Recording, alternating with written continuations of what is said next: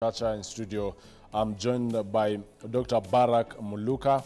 He is a strategic communications advisor. Thank you so much for getting time this morning. And Wanjiru Gikonyo, transformative governance expert, will be joining us shortly, even as we review how the week has been like. But let's first of all begin with a newspaper review, beginning with our own publication here at Media Max, that is the People Daily, Kenya's #1 free newspaper. Splashes of fat payslips for teachers. That's the matters of education. After protracted fight, teachers finally get higher salaries, house commuter hardship, and leave allowances starting August. That is on page 2 of the People Daily, but we'll be perusing that shortly. We first of all begin with this. Raila set to hit the road for the African job. There is an image there of the former Prime Minister Raila Odinga and Cabinet Secretary for Environment Edin Duale at the opening of the Africa Green Climate Finance National Designated Authorities network, that is AFDAN. There was a forum in Nairobi yesterday. And Dr. Barak, Raila is now exiting local politics. His eyes are now trained at the AU. I don't think so. First of all, I think there's need for us to listen very carefully and hear both what is said and what is not said. He said that he's not going to participate very actively. So there is some sort of participation still? There is participation. Only he says that he's not going to participate very actively. Secondly, he also says that although I'm going to the AU, that's if I'm going to be elected, Kenya does not cease to exist. And I think that is where we should be focusing. If I was today, if I were working in a newsroom and I was writing headlines, I would focus on the elliptical message that I'm not quite gone.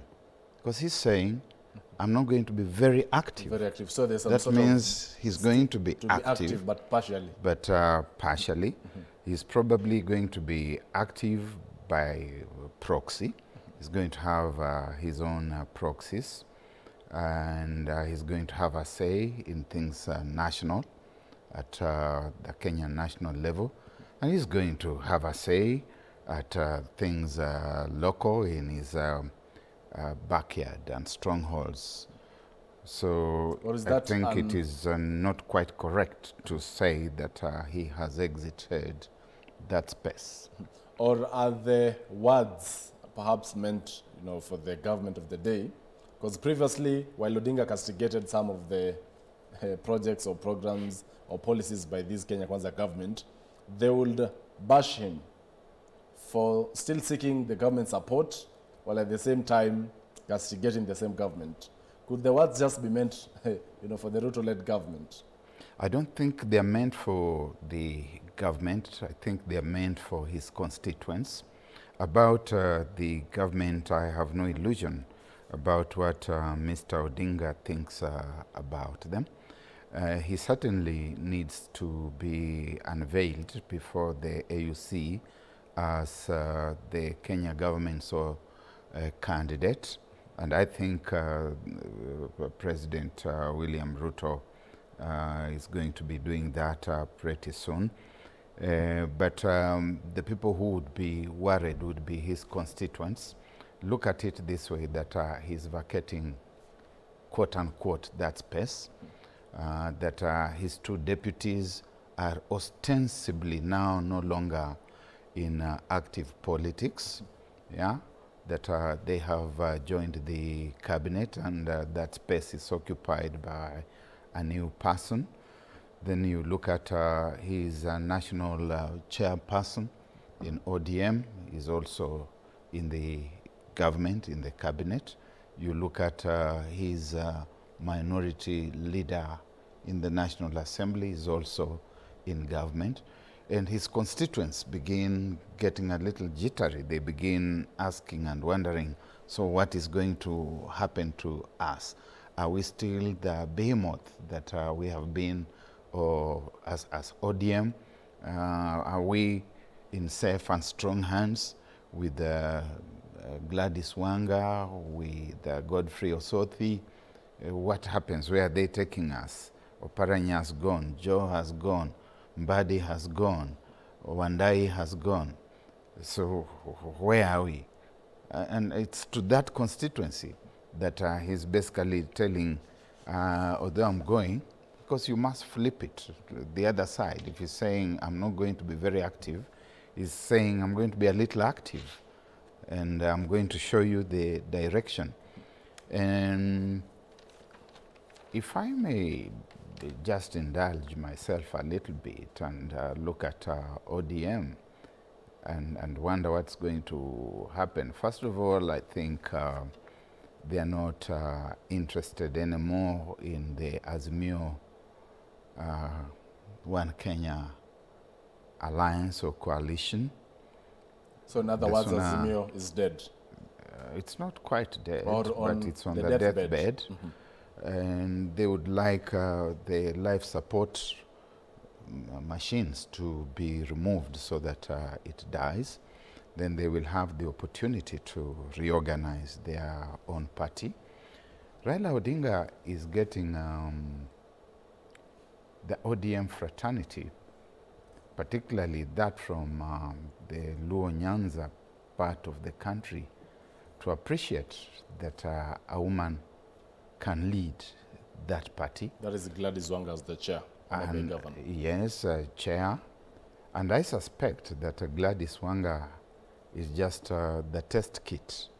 The real woman to take over in ODM is still behind the curtains. Who? Millie Odhiambo? No.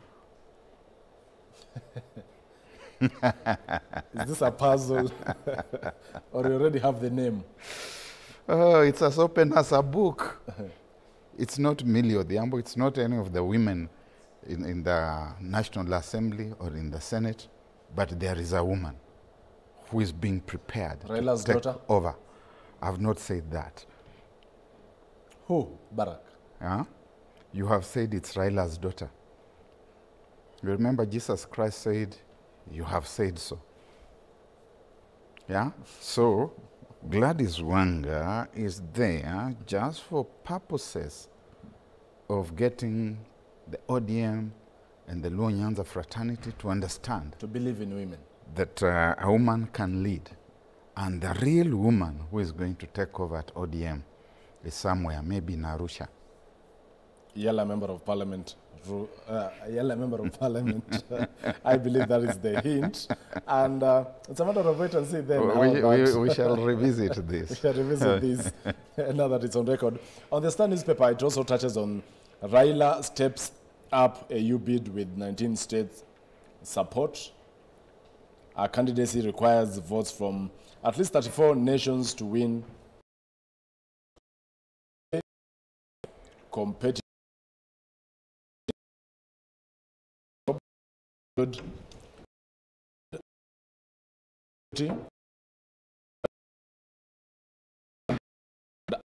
Guyana of is to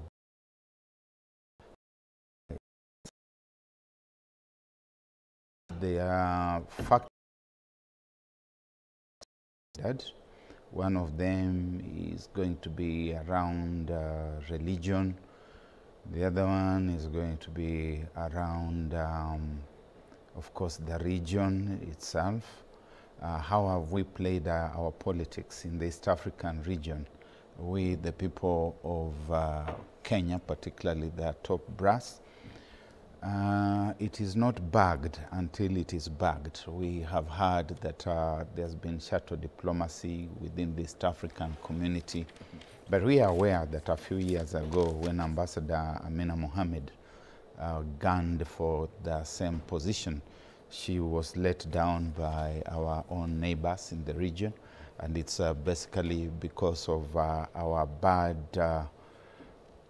performance on that diplomatic stage. We tend to take our neighbors for granted. Sometimes we even treat them with disdain. And beyond that, we do outrageous things that make them really not believe that we are capable of the call to duty in that environment. So there's the question of religion, there's the question of race. How are we dealing with Maghreb, the up north part of Africa? Then I think Francophone Africa is likely to lean a little more towards the Djibouti candidate. And I do not know whether we have done our diplomacy not just with those countries, but with France, because France pulls the strings in Francophone Africa. Such is the tragic truth. So there is need to move France to back Odinga's bid? There's need for them to talk to them. Unfortunately, we say we are an independent continent. 52 or so independent states, but the strings are still pulled from the metropolis.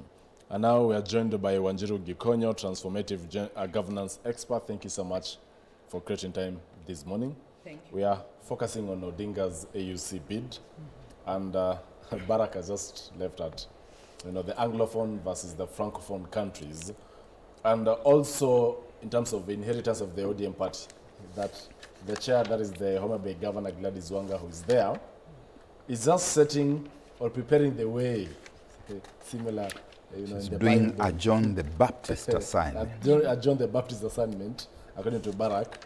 And ultimately, it will be Winnie Odinga, Yala Member of Parliament, who will take over ODM after Odinga's exit in that particular party.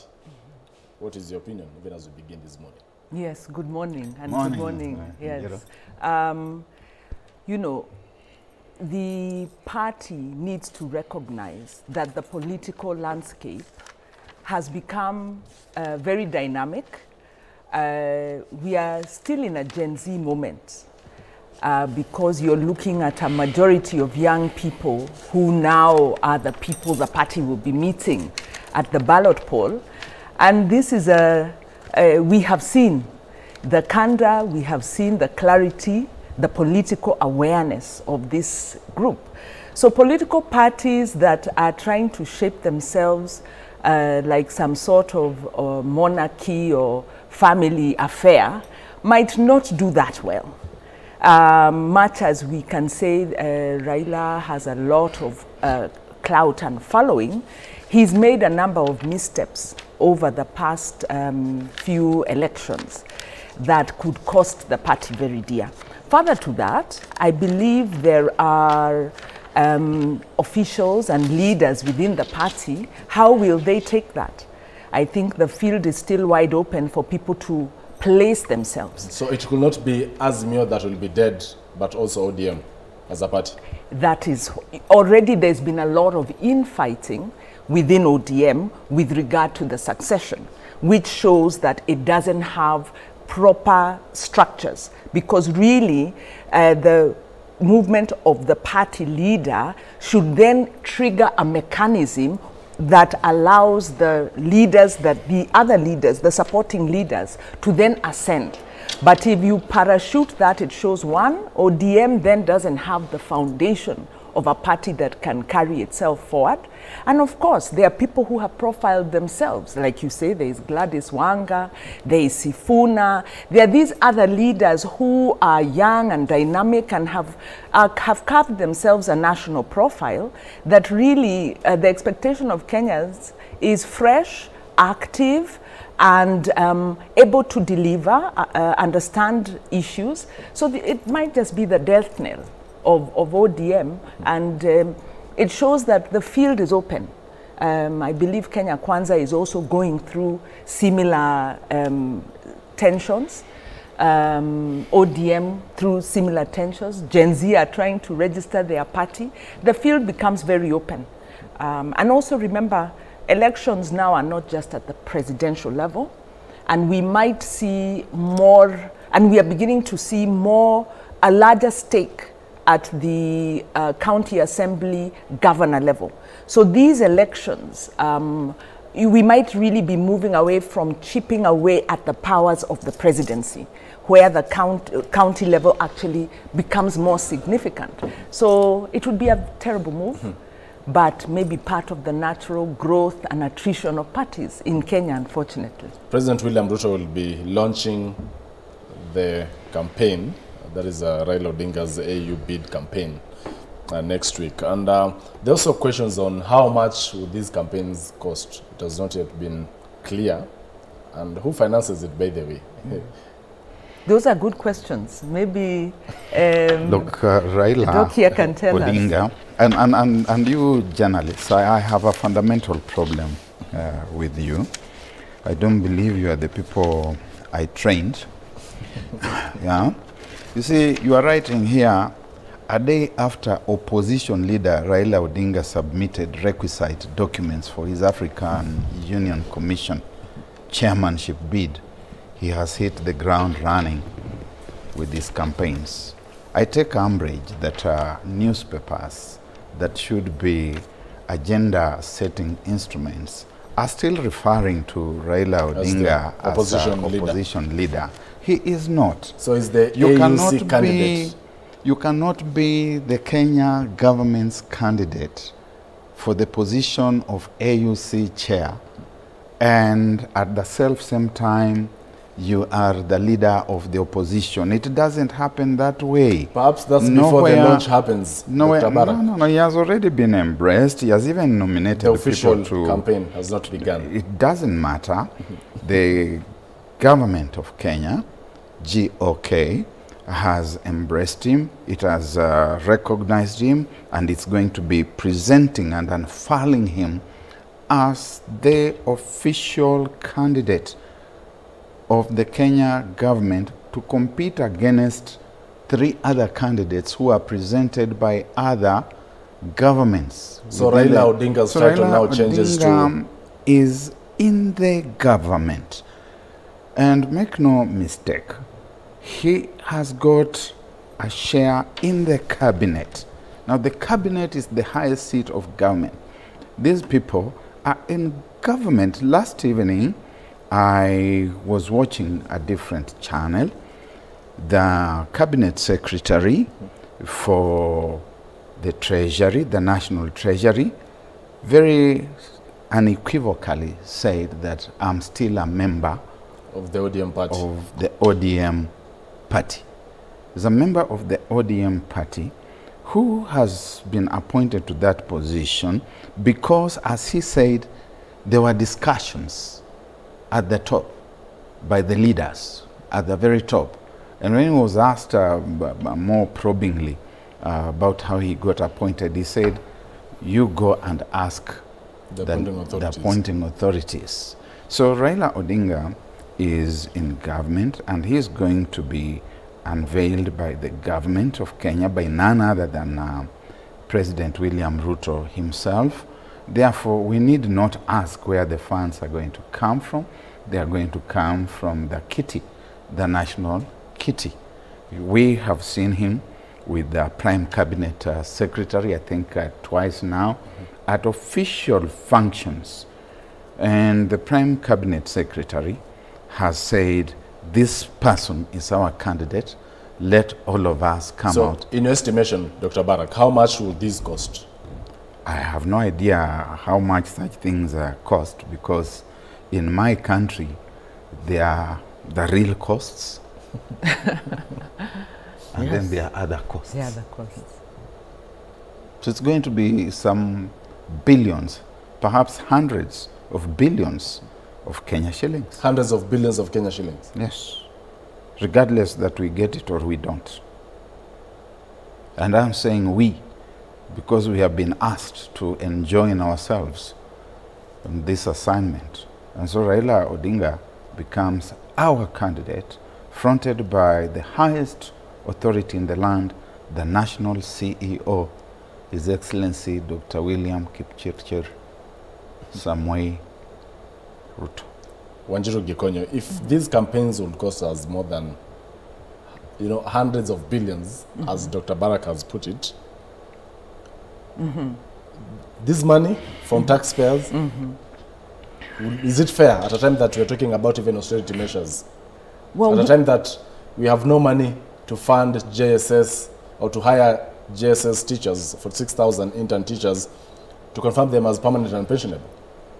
Yeah, I think the question you're asking is one, there's the issue of costs around campaigning, there's the issue of prudence in budget utilization, and then there's the issue of transparency.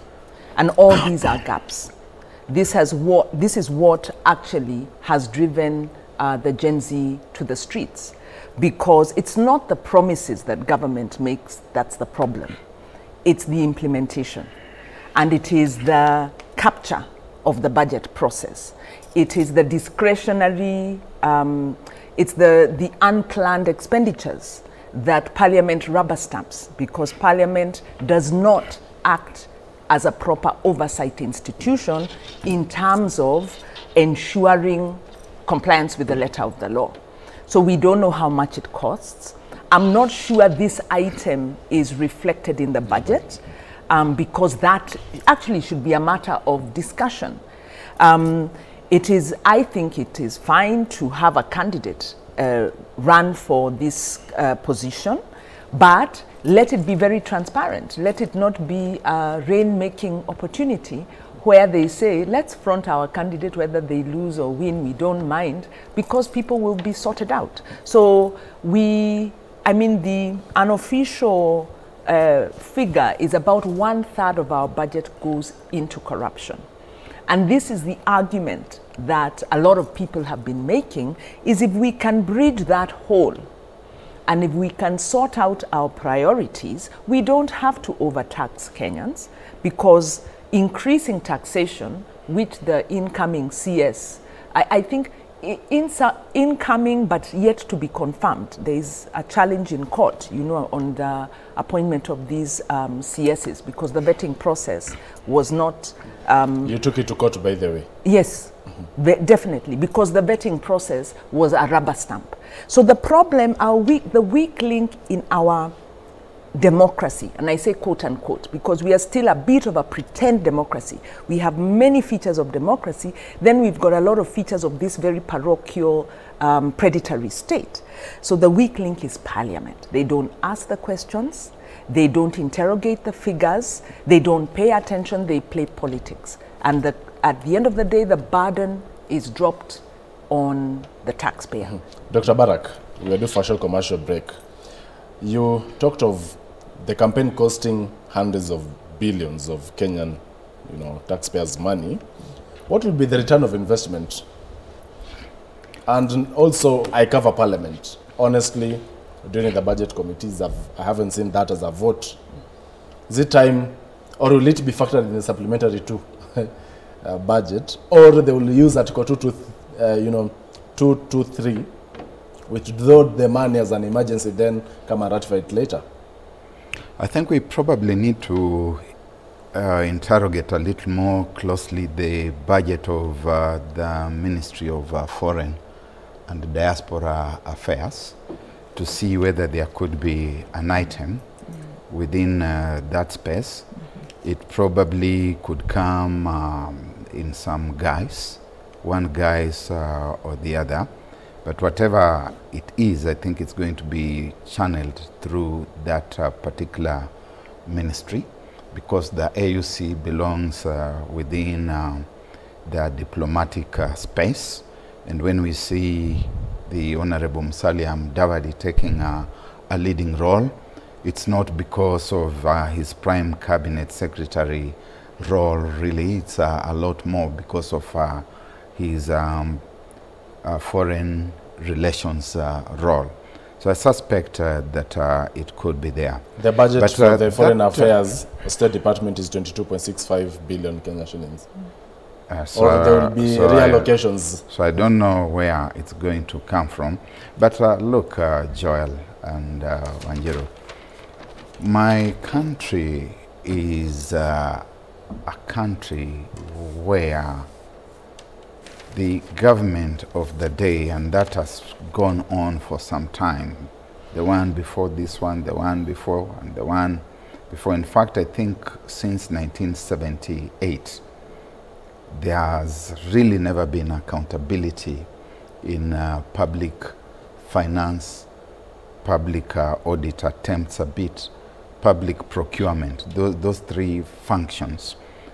Because if you want to capture the state, you capture public finance, public procurement, and public audit. Well, the auditor seems to continue giving them problems. We have even seen here in today's press that the auditor reveals that officials claimed travel allowance for days in the field that were unrealistic. But the other two functions, how the funds are collected, we really can never be sure how much has been collected by the KRA, and was still collected by the counties, but let's stay with the national government. We are not so sure how it is spent. Allow me to cut you short. We are taking a short commercial break. When we come back, we'll still be reviewing, of course, matters of economy and politics, as well as the state of education, which there is a looming crisis. We take a short commercial break. We'll be back. Stay tuned.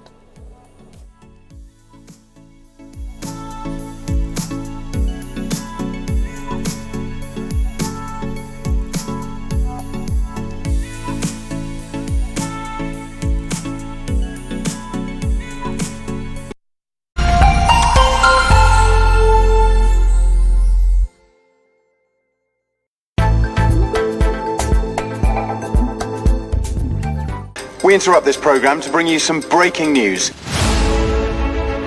Meet the team of undercover teenage spies working for a fictional version of the secret intelligence agency known as the MI9.